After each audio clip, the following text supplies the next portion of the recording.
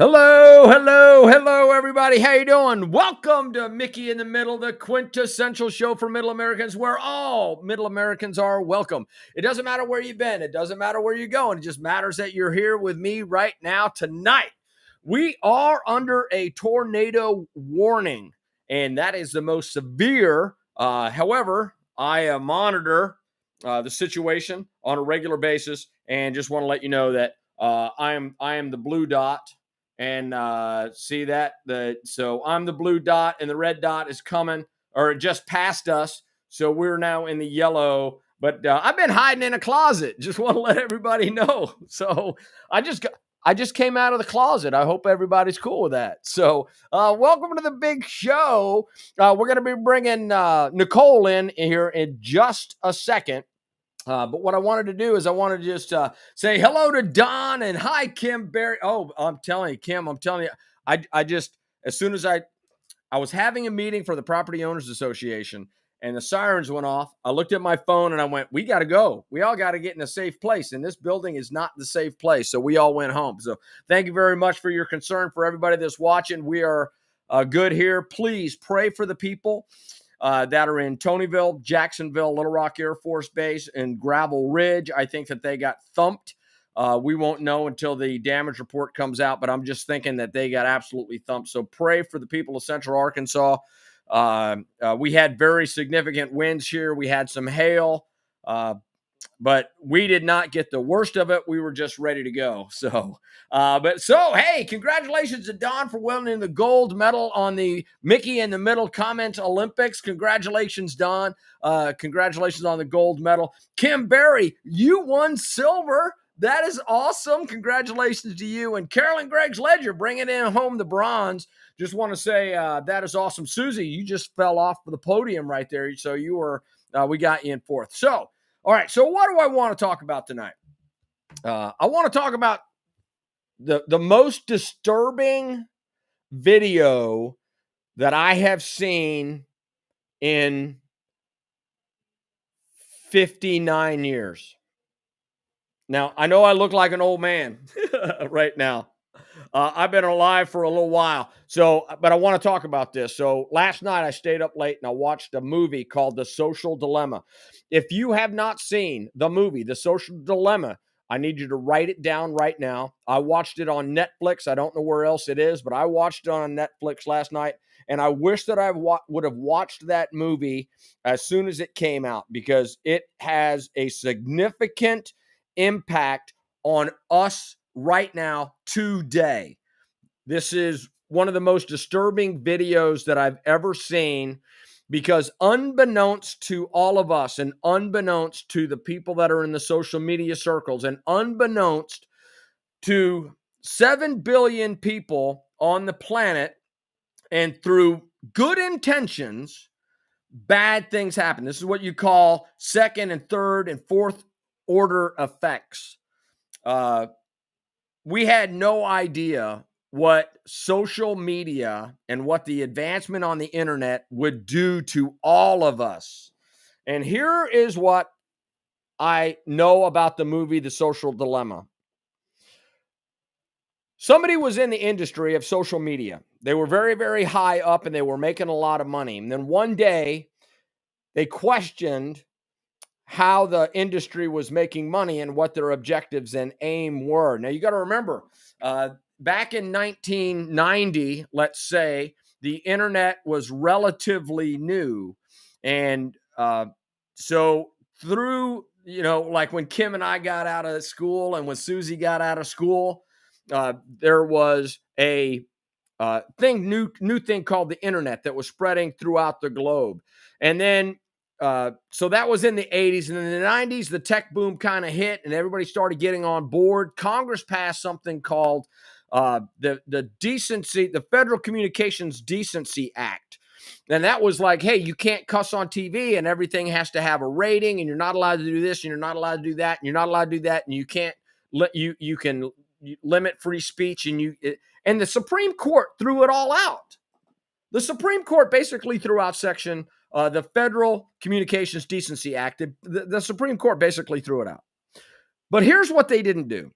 What they didn't do is they didn't throw out Section 230, which basically said that the internet companies that are out there are just companies, and they're a purveyor of communication. They're kind of like AT&T that had all of the phone lines throughout the country. They're like a telegraph. They're like TV stations. They're just passing messages between each other. So in order to make the internet grow in the United States of America, they exempted the Federal Communications, the FCC, Federal Communications Commission, asked the Supreme Court to keep Section 230 to protect the internet, but throw everything else out. So you don't have to be decent on the internet.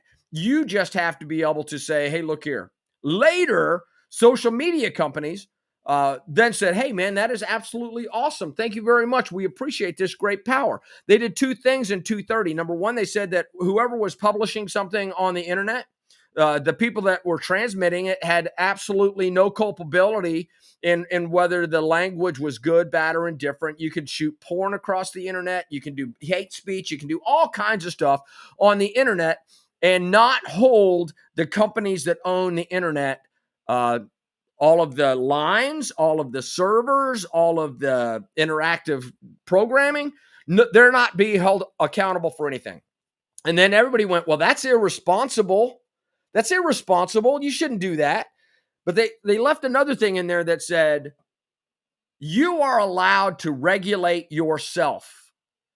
So all of the companies said, okay, we will take that very seriously and we will regulate ourselves. So anybody that got on, like Yahoo, anybody that got on MSN, anybody that got on any of these internet browsers, that anybody use social media networks, could then be limited in what they would transmit through their site. So 230 did two things. 230 said, you're not liable for anything that comes across your site. And number two, you can limit whatever you want to any extent that you want. And that's where we got these massive user agreements, which meant that now that communication is changing from a couple of radio stations, a couple of television stations, a telegraph, and stuff like that, these companies now had the ultimate power to censor whoever they wanted. And as billions of users started using the internet, that means that they could limit more and more. So companies like Twitter, Facebook, YouTube,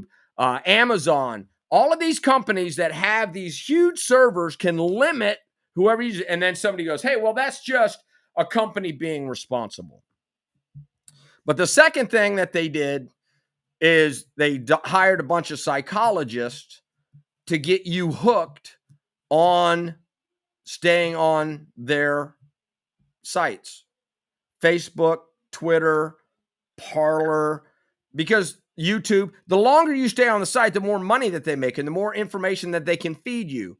So the social dilemma is about companies on the internet, through the use of gaming techniques and other techniques and psychological warfare, getting you to do and feel however they want you to feel. And it's a behavioral modification model.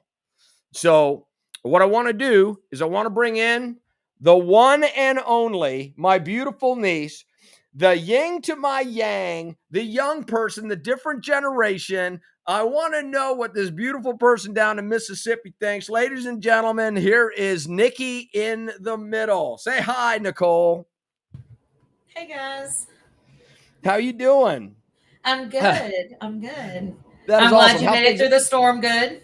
I'm telling you what, that was an absolute, that was scary. I have never seen,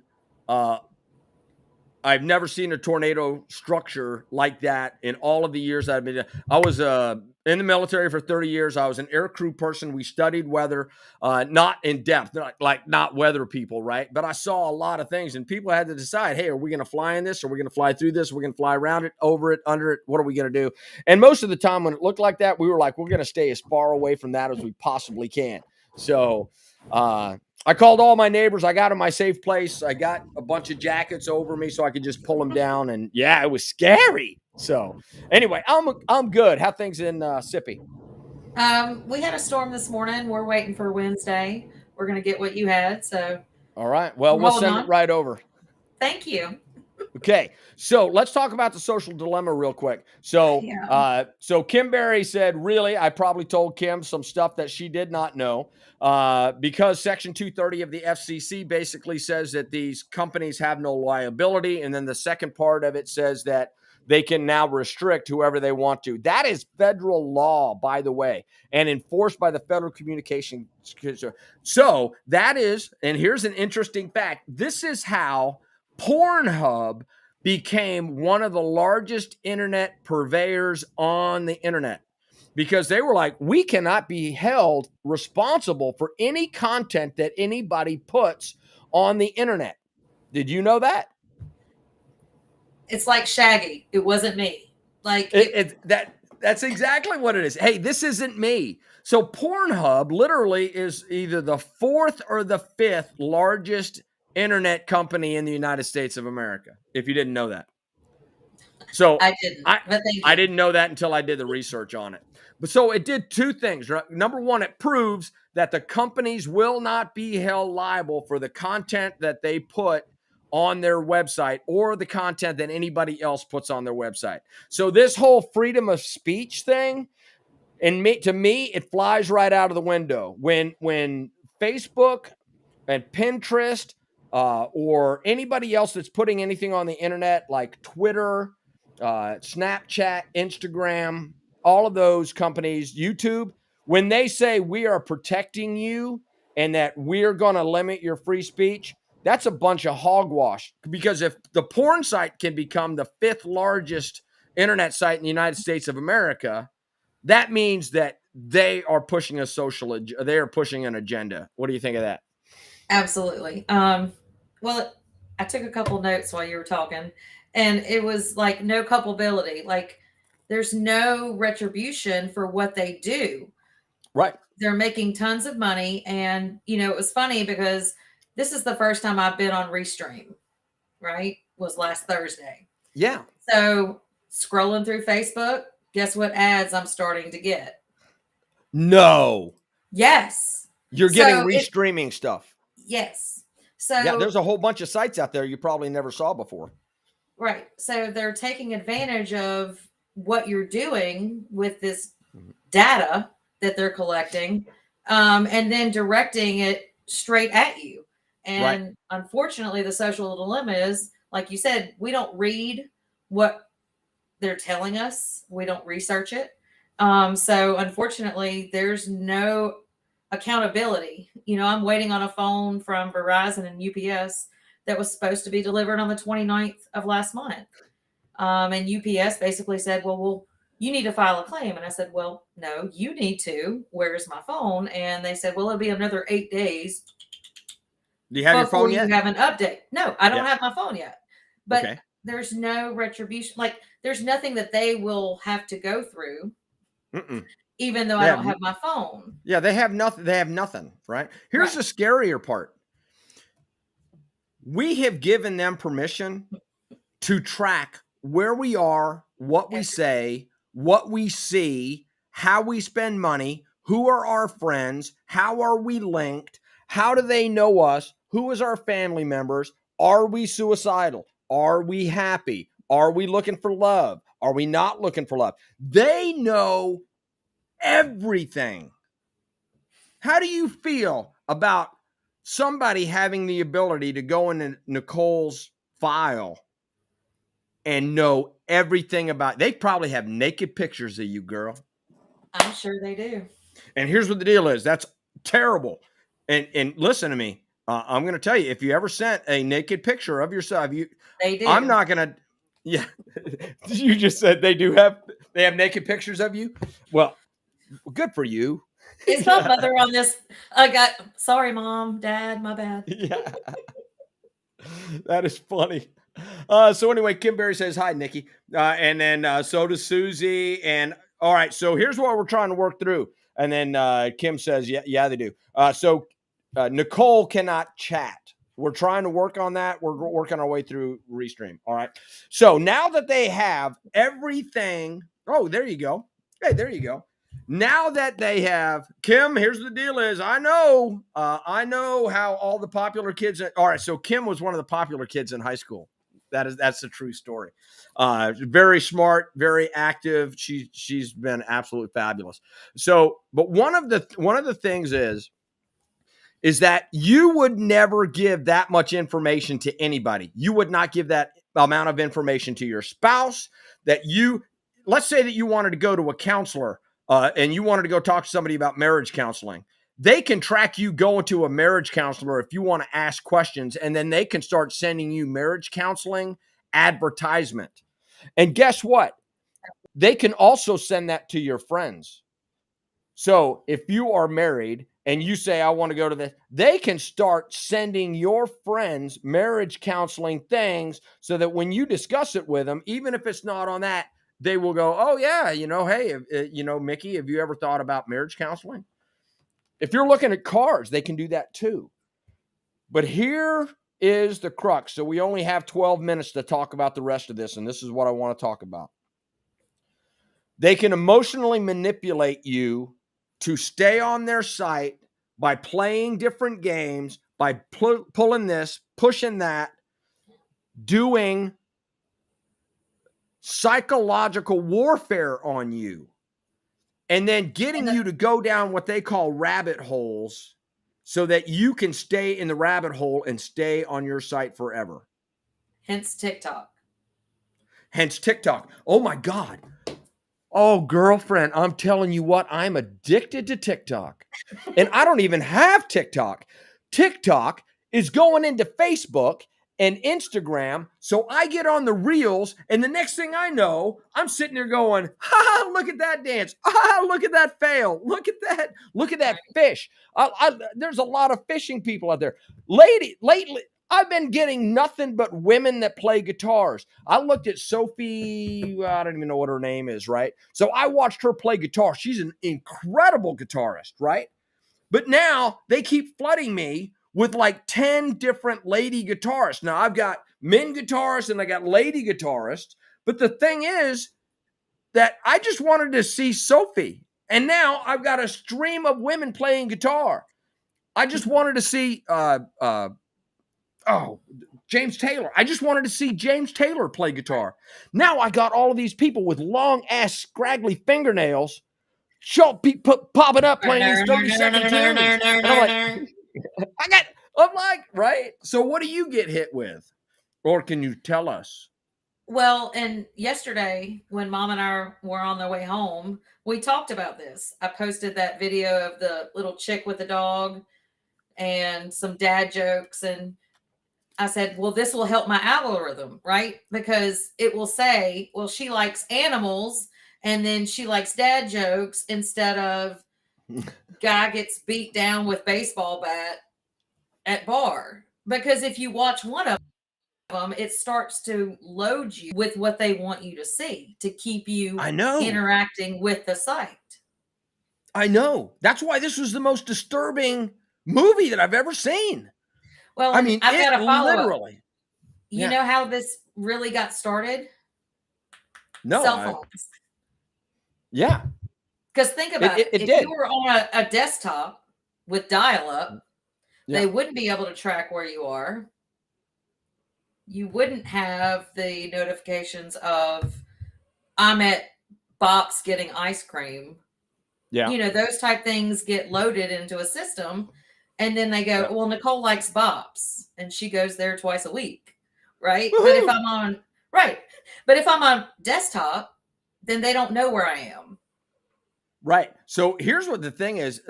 Kim says James Taylor is the bomb. Yes, he is. But this is the other thing that she said. She said, I get bored of my phone. I just put my phone down and read a book now. Gotta watch you though. Well, thank you very much. You greatly appreciate that. And here's what the thing is about that. Kim, and just answering a comment real quick, if you can.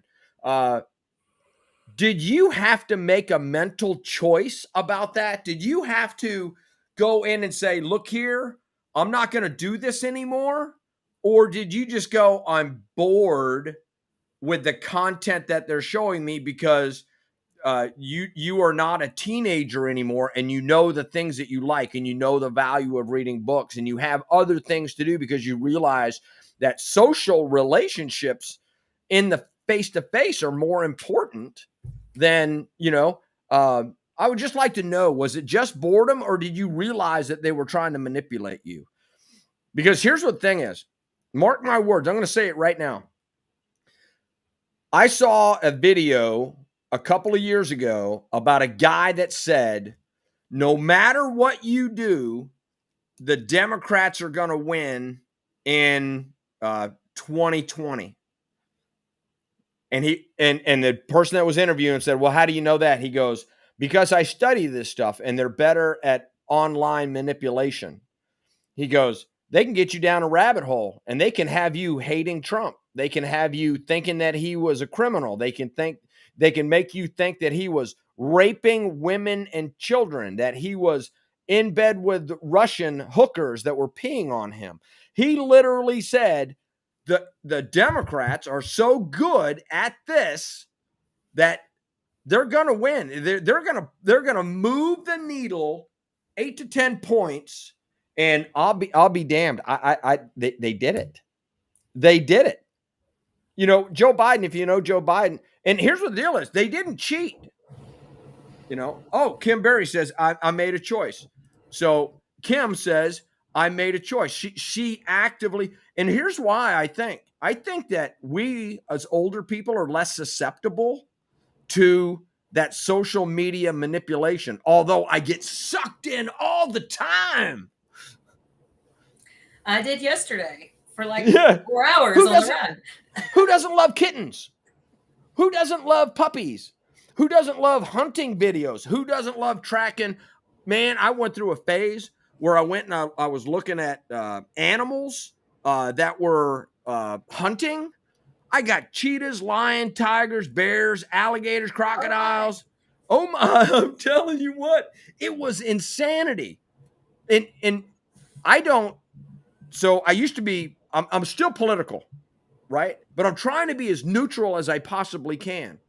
But I'm going to tell you what, it's hard to be politically neutral on items when you don't know how you're being pushed. Let me give you a really, really quick example. There are people, one of the companies did a poll. One of the companies did a poll about what is the reality of numbers. I'm going to pull this up really, really quick. Nicole, I know that we talked about this the other day, but what percentage of the population do you think is gay?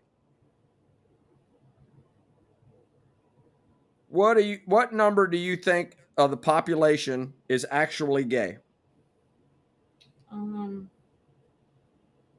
40%. You think that 40% of the people that are out there are gay? 35. But does it matter? Yes, it does. Yes, it does, as a matter of fact. And I will tell you the reason why here in just a second. As soon as I find the statistics and the figures, where is it? All right, here it is. All right. So, and here's why. If you make everybody in the United States of America think that you have a 30% chance of being gay, right? That's what they're teaching. They're like, oh, you can be as fluid as you want to be. Teachers, psychologists, sociologists, political, gay activists, trans activists, LGBTQIA plus, it doesn't matter, right? Everybody can be gay because that is up to you. Here is the number. Are gay and lesbian? 3%. 3. Now, if you want to have an honest conversation and you want to have this a conversation, you go and you talk about this whenever you talk about this in school, on social media, you couch that as that. Listen, you have a 3% chance of being gay. If you are gay, that's awesome. You can be your best self. You can be your best lived. But when you push that 30, 40, 50% of the population is gay, hey, am I gay? How experimental do I get? Well, I think that I'm a dude, but maybe I'm not a dude. And then you go, well, you got a 3% chance of that. You got a better chance of being eaten by an orca whale. Or orca, is orca a whale? No, an orca is a whale. Yeah, it's a whale. Right? But that's what I'm saying. I mean, so the numbers get skewed because of the numbers of videos that you watch. If you watch nothing but bear attack videos, you would think that everybody on the planet is getting attacked by bears and that you got to be careful. It scares the shit out of me. I don't even want to go in the woods over here anymore. You want to know why? Well, Because I think that there's a goes. scourge. I think that goes back to people being lazy. If you're taking everything at face value, like you said, you have to go research. If all you watch is bear attacks, do you Yeah. think that everyone's getting attacked by a bear? Then you need to do research and not take that everyone's getting attacked by a bear.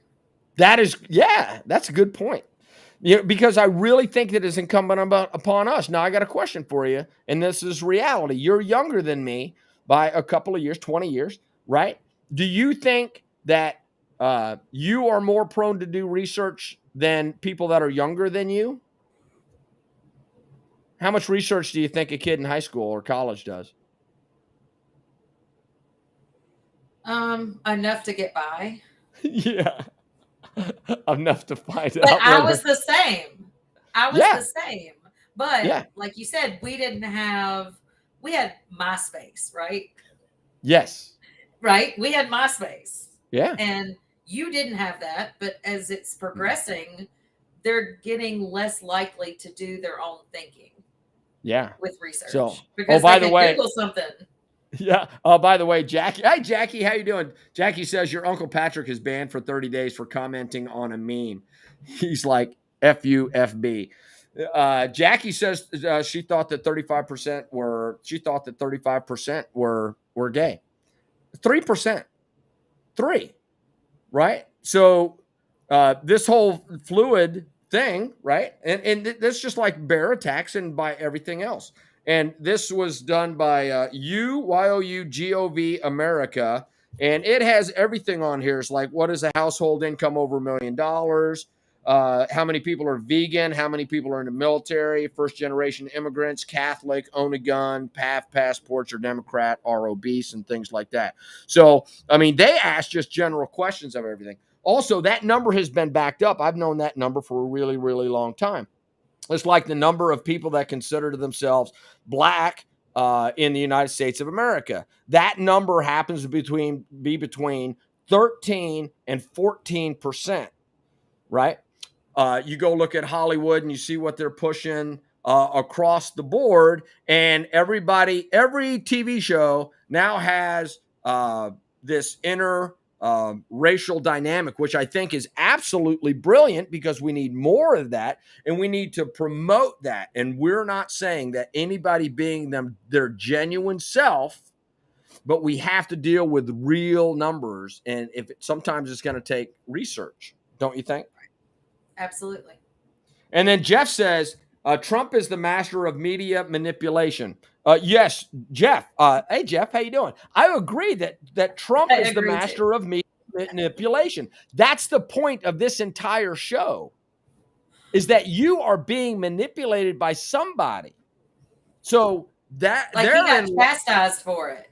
He got chastised he gets for kicked it, out. He but gets kicked off of social media sites. Everybody else is cool. A free pass, right? So no liability. Go watch the movie. It's about 2 hours. The Social Dilemma. It is the scariest thing that you will ever see. I wanted to burn my clothes and smash my phone. And but here's the thing: is at the end of the movie, in the last 5 minutes of the movie, it has what we should do about it. And one of the things that they mentioned is get on the internet and use it against the people that are manipulating you. Because to them, you are nothing more than an algorithm. People are not banning people.